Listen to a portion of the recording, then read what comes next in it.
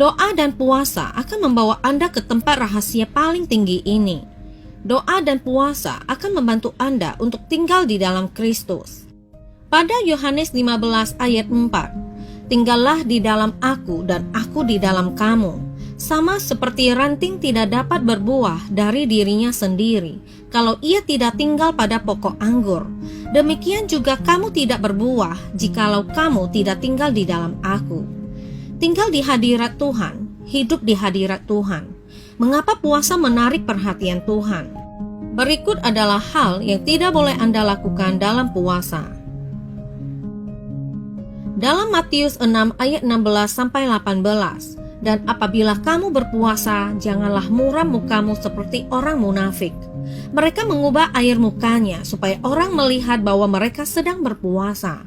Aku berkata kepadamu, sesungguhnya mereka sudah mendapat upahnya. Tetapi apabila engkau berpuasa, minyakilah kepalamu dan cucilah mukamu, supaya jangan dilihat oleh orang bahwa engkau sedang berpuasa, melainkan hanya oleh Bapamu yang ada di tempat tersembunyi. Maka Bapamu yang melihat yang tersembunyi akan membalasnya kepadamu. Padahal puasa itu latihan spiritual yang bermanfaat, yang memiliki prinsip-prinsip yang harus diikuti bagi kita untuk menikmati manfaat penuh darinya. Sehebat-hebatnya puasa itu, bisa saja salah berpuasa. Anda dapat melakukan hal yang benar dengan cara yang salah. Kita akan melihat beberapa hal tertentu yang tidak boleh Anda lakukan saat berpuasa. Puasa menarik perhatian Tuhan, tetapi ketika Dia melihat bahwa niat dan motif Anda tidak murni, akan ada halangan dalam doa Anda. Yesus memperingatkan kita untuk tidak berpuasa seperti yang dilakukan orang munafik. Kemunafikan adalah salah satu hal yang tidak boleh Anda lakukan saat berpuasa. Tuhan tidak menerima kemunafikan. Ia tidak suka jika orang mencari kehormatan dari apa yang dimaksudkan untuk memuliakan Tuhan. Pertama, Yesus mencatat ketika Dia berbicara tentang puasa, bahwa setiap orang percaya seharusnya berpuasa. Ini terlihat dalam cara Dia menyusun firman-Nya. Apalagi ketika kamu berpuasa. Jika Yesus telah berkata, jika kamu berpuasa, kita akan menyimpulkan bahwa puasa adalah opsional bagi orang percaya. Tapi Dia bilang kapan kamu puasa, untuk menunjukkan bahwa kita diharapkan untuk berpuasa. Jadi, pertanyaan pertama saya untuk Anda adalah, kapan terakhir kali Anda berpuasa? Jelas, Yesus berasumsi bahwa para pengikutnya akan berpuasa. Lalu Dia memberi kita prinsip yang benar yang harus mengatur puasa yang dapat diterima. Kita tidak boleh seperti orang munafik yang bermuka panjang, menjelekkan diri dan berusaha tampil di depan orang sebagai orang yang berpuasa untuk mendapatkan kehormatannya. Ketika Anda berpuasa supaya diperhatikan oleh orang-orang dan dihormati oleh mereka, Yesus berkata bahwa Anda telah menerima upah Anda. Orang munafik tidak menerima pahala puasanya dari Allah, melainkan pahala mereka adalah kehormatan manusia. Yesus memberikan kisah tentang seorang Farisi dan seorang pemungut cukai yang pergi ke bait Allah untuk berdoa. Orang Farisi itu membual di hadapan Tuhan bahwa dia berpuasa 2 kali setiap minggu dan bahwa dia memberikan 1/10 dari segala penghasilannya. Tetapi orang ini tidak pulang ke rumahnya sebagai orang yang dibenarkan Allah. Dia berpuasa sebagai orang munafik, sehingga dia memiliki alasan untuk bermegah di hadapan Tuhan. Jangan jadi orang munafik saat kamu berpuasa. Biarlah puasa Anda hanya diketahui oleh Anda dan Tuhan, yang kepada siapa Anda akan mencurahkan isi hati Anda. Tuhan melihatmu, Dia tahu kerinduan hatimu. Masalah utama di sini adalah Anda harus mengatur motif Anda dengan benar. Apakah Anda berusaha untuk menerima pemujaan dari orang lain, bahwa betapa sucinya Anda? Saat Anda berpuasa, apakah Anda memberitahu seluruh dunia? Apakah Anda menulis kicauan Anda di Twitter tentang hal itu? Memposting di media sosial tentang puasa Anda untuk mendapatkan suka?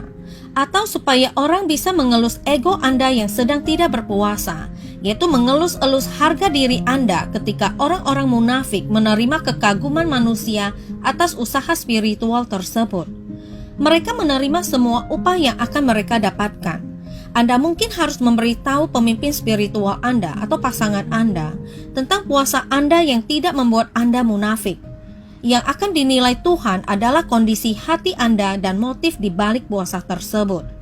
Jika Anda berpuasa secara diam-diam kepada Tuhan, Dia akan memberi Anda pahala secara terbuka di hadapan orang lain. Tetapi jika Anda berpuasa untuk dipamerkan di depan umum, Tuhan tidak akan menyetujuinya. Dalam Yesaya 58 ayat 3-5, mengapa kami berpuasa dan engkau tidak memperhatikannya juga? Mengapa kami merendahkan diri dan engkau tidak mengindahkannya juga? Sesungguhnya pada hari puasamu engkau masih tetap mengurus urusanmu dan kamu mendesak-desak semua buruhmu. Sesungguhnya kamu berpuasa sambil berbantah dan berkelahi, serta memukul dengan tinju dengan tidak semena-mena. Dengan caramu berpuasa seperti sekarang ini, suaramu tidak akan didengar di tempat tinggi. Sungguh-sungguh, inikah berpuasa yang kukehendaki, dan mengadakan hari merendahkan diri. Jika engkau menundukkan kepala seperti gelagah dan membentangkan kain karung dan abu sebagai lapik tidur.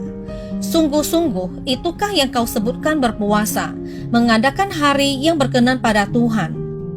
Sungguh banyak orang percaya yang menjadi korban kesalahan puasa ini.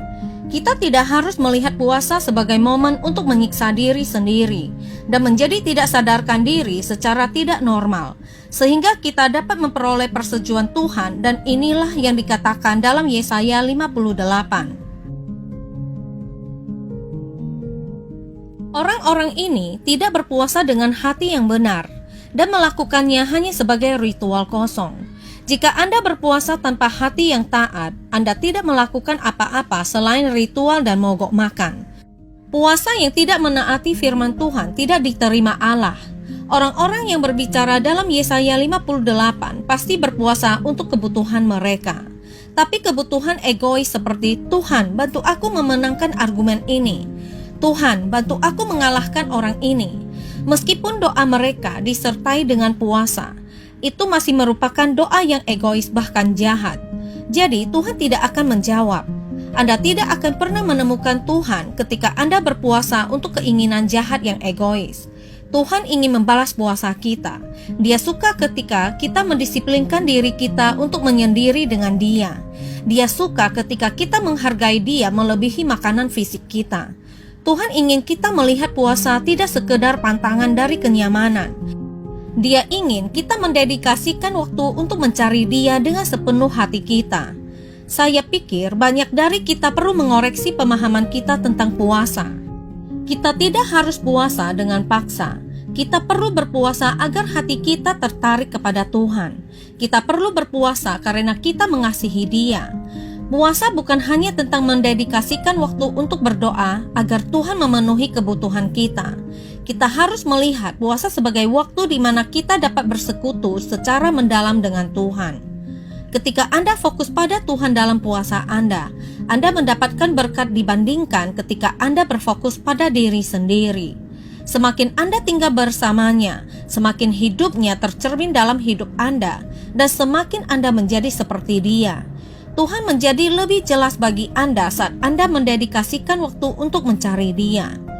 Tuhan mengasihi kita dan ingin bersekutu dengan kita. Dia ingin Anda datang kepadanya ketika Anda bersedia pergi kepadanya. Jika kita tahu seberapa besar keinginan Tuhan untuk berhubungan dengan kita, kita akan menciptakan lebih banyak waktu untuk bersekutu dengannya melalui puasa dan doa. Itulah sebabnya puasa menarik perhatian Tuhan, karena Alkitab mengatakan dalam Yakobus 4 ayat 8, mendekatlah kepada Allah dan Ia akan mendekat kepadamu. Tahirkanlah tanganmu, hai kamu orang-orang berdosa, dan sucikanlah hatimu, hai kamu yang mendua hati.